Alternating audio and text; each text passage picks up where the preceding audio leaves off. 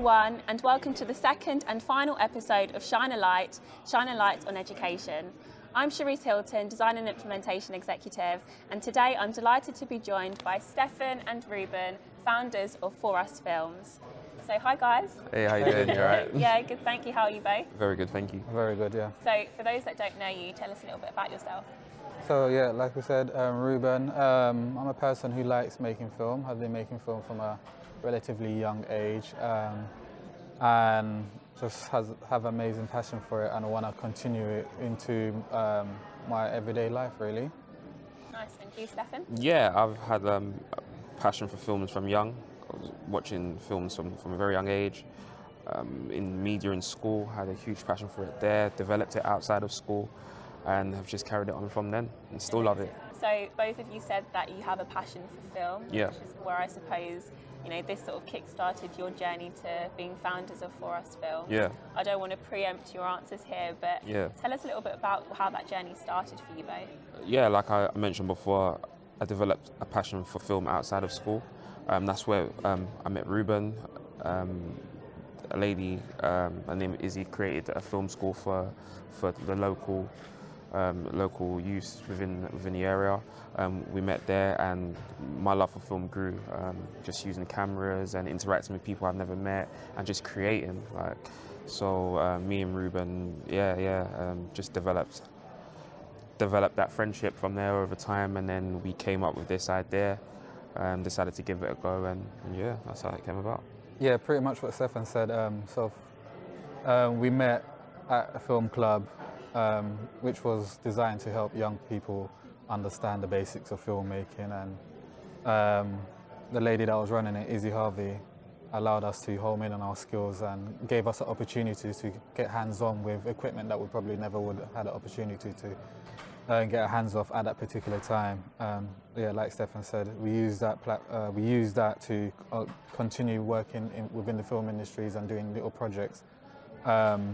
And then we came back again a few years afterwards and said it will be interesting for us, coming from that background, to do something similar and pass it on to the next generation of young people. So that's how For Us Film came about.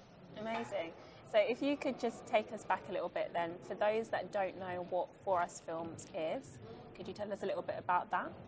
So For Us Films is a platform for black creatives, black directors, black up-and-coming filmmakers to showcase their talent, showcase their work. What we've realised is that a lot of black filmmakers do make this great content, and they spend hours, years and days to make, months to make, but there's nowhere for it to be seen, as it just gets lost on YouTube. So what me and Ruben decided to come together is create a platform where they can host those films, as well as go into colleges and teach youth film, because we realised that within our communities there's no way for them to learn that. So that's what For Us Films is in a nutshell. Hopefully I'll explain that properly. Yeah, no, yeah. I think you did. By the sounds of it, it's got two different pipelines. Yeah. So one side is a platform where it ultimately allows to host films for black creators, and then the other side is a pipeline for young people, young black people in particular, to get into tech and film. Community-based, yeah, exactly. So we've got one that we're very, very strong community, because without that community, me and Ruben have never met, and we've never been, our love for film would have grown. So we want to replicate that, and that's how For Us Films started. Yeah. No, that sounds amazing. And one thing that I sort of want to hone in on as well, obviously you both have a passion for it, tech and film and that storytelling piece. Why is it important for younger children and the younger generation to tap into that aspect as well? So, you know, there's a lot of focus on tech, but also sort of the cultural and the arts tends to be forgotten about. Why is it so important from that side as well to ultimately engage children from that perspective as well? It's important for them to tell their stories. A lot of youths, what we found, especially through our workshops, is that they're very, very creative. They want an avenue to explore and to share their stories. Unfortunately, within our communities, there isn't a lot of that. What we've done is allow the students that we have to go and explore and create, and they've taken to it. They've been able to be expressive. They've been very free in their creative process, and they've been happy. Like, you know, they're there, they're attentive, they attend every week without fail. and they're generally just very happy, and it's also helped them academically as well. So yeah, I think it's very important to help them to express themselves and be free in their storytelling. That's my opinion on it. I want to stay there actually. You mentioned that it's quite difficult for them to share their story. Yeah. Can you tell us a little bit more about that and potentially what other barriers young children face in getting access to those avenues? Sure. There's not a lot of funding within the education sector, so they don't have the resources to go and create and create these films that they want to make, or any project they want to make, because they don't have cameras or lighting equipment in order for them to create. What we've done is we went out and we've gone and hired these equipment for these students to make, and like the stuff that just comes out within those sessions are amazing. We've just recently completed a short film with equipment, industry standard equipment, and it's not out yet, but from what me and Ruben have seen, the quality is amazing. So yeah, a lot of barriers such as funding, even doesn't necessarily have to be funding, it could be in-kind funding. So just having cameras, having the lighting, having the sound there for them to express themselves, which there isn't enough of, and I think that's the most challenging part. Can I also add, like, there's another like barrier sometimes that is like just a lack of knowledge, what goes on behind what products, whether it be tech, whether it be film, whether it be music, like all the pieces that come together to make something.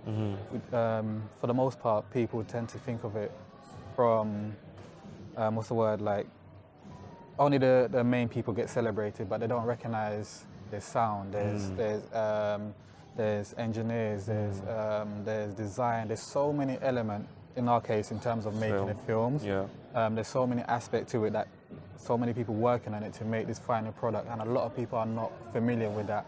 And because they're not familiar with that, they don't actually think I can go into these industries, you know. So what we're doing, we're allowing them to like explore. Like, not everybody needs to be a director. Like there's if you're good at English and writing, you can write the articles, you can do the interviews, you can do things of that nature. If you're good at script writing, script writing. If you're good at art, you can do the posters. And like there's so many aspects that people don't ever think like, oh my God, I never knew this department. Like if you got sound for ears, you can sound design the trailers, the films, and all of these things. There's so many aspects, and what we're trying to do is expose young people to that. So they can just think about their career in a much wider scope, so they can be like, you know what, if I want to go into film, I can go into this particular department and I can still achieve what I initially want to achieve there. Also the curriculum, what we found upon research is that it's 80% theory and 20% practical, which is outrageous for like a media or film course that doesn't give them the ability to go again create. So barriers like that also makes it harder for students to... I think you sort of preempted my question then, because I was going to ask what more needs to be done to, I suppose, heighten the level of awareness, but also the practicality side as well. 100%. I mean, at 20% theory, I mean 10% practical. Nothing can be done, and majority of the students are very frustrated because they sign up to a film course or a media course only to be sitting down and just being watching and reading, which I mean, watching and reading research is amazing. It's a huge part of film, but being hands-on and practical is what's really about. And some of them come alive in I know I do when I'm on a film set, so they must feel the same thing. So yeah, being practical is definitely something. Can I also add as well, like just the approach of being up to date with what's happening in the world and how that impacts people's learning. So we have new technology, we have new software, we have new ideas of how things are made. Maybe schools, or in our case schools, need to incorporate those things into their actual session, so they have to move with the times and understand that sometimes the young people you're teaching are aware of tools and skills that you may not be aware of.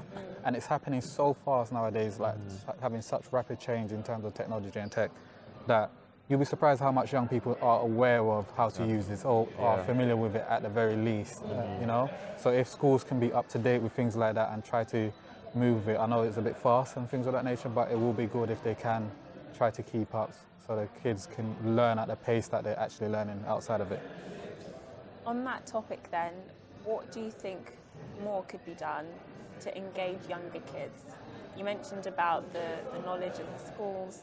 What do you think we can do to engage more younger children to get into that space? So yeah, like I said, so for example, use the tools that are available to them. So if you know that they're very good in terms of like using like TikTok, whatever it may be, or other social media platform, if you are familiar with that, maybe find a way how you can incorporate your learning that incorporates that as well. So there's platforms, there's tech that are specially built for young people to create things.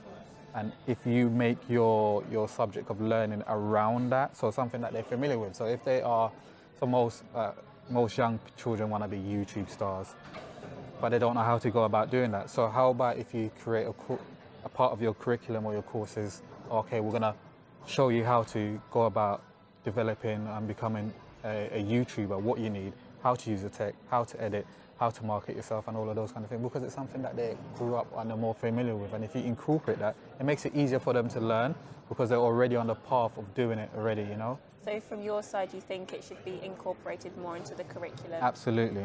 On that topic then, you mentioned about the curriculum needing to move with the times. What do you think would open up the government's ears to say, actually, yeah, we do need to activate on this and we do need to action this? Well, I think what can open their ears is, so we need to take a look at the people, that the movers and shakers. Like, it's all well and good being the government and having our own belief system, and maybe for the most part, as you get older, you become a bit more traditional and think of what was. Use the people who are shaping industries, are shaping the way people learn. Forest films. Yeah.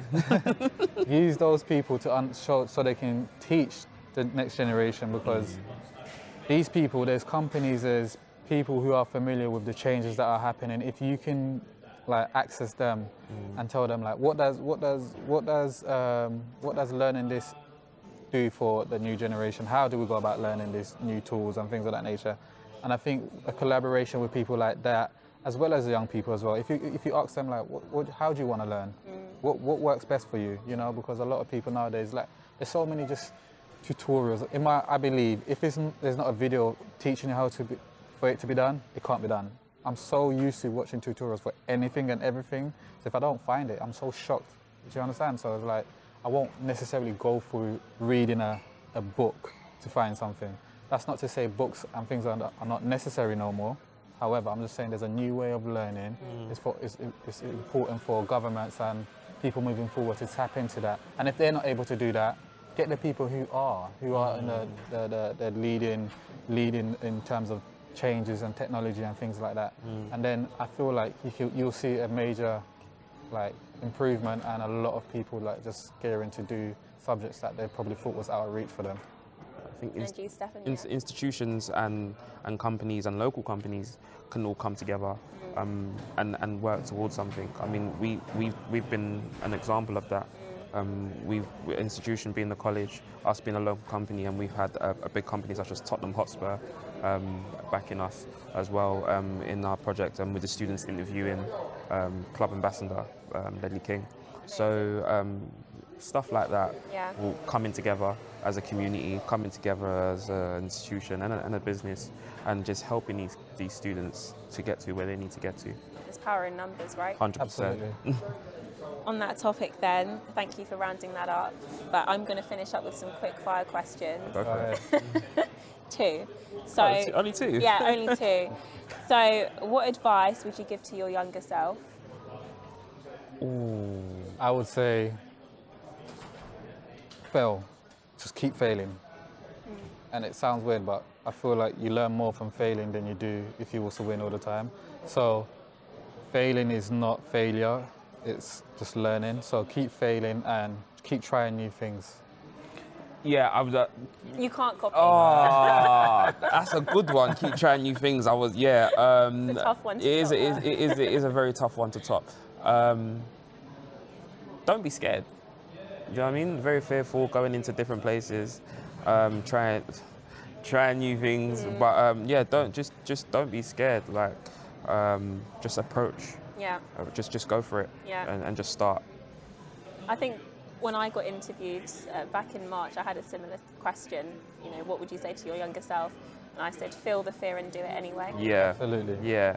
You've got nothing else to 100%. be scared about. Yeah, just yeah, go yeah. for it. You know, Yeah. and if you quote unquote fail, you're going to learn. Learn from it, exactly. Yeah. Yeah. I always say it's only failure if you didn't learn. Yeah. Yes, exactly. Last one then. In 3 words, what does tech education mean to you? It means forward, looking forward, being initiative, and exploring. It was about 6. No, I'm just adding to the words, but the 3 words are initiative, forward, and what did I say again now? I think exploring. Exploring, that's it. Yeah. Okay, Nice. free me. Creativity, Yeah. fun, Yeah. and what's the third one? I can't find a third one. What can the third one be? Creativity, fun. Oh, you keep taking. Explore is a good one. You keep taking the good ones. And just new. Just unknown. Wicked. Yeah. Awesome. Thank you so much No worries. for joining us in this special edition of Shine a Light for Education. Thank you. For tuning in for this special series of Shine a Light on Education. Stay tuned for the next series.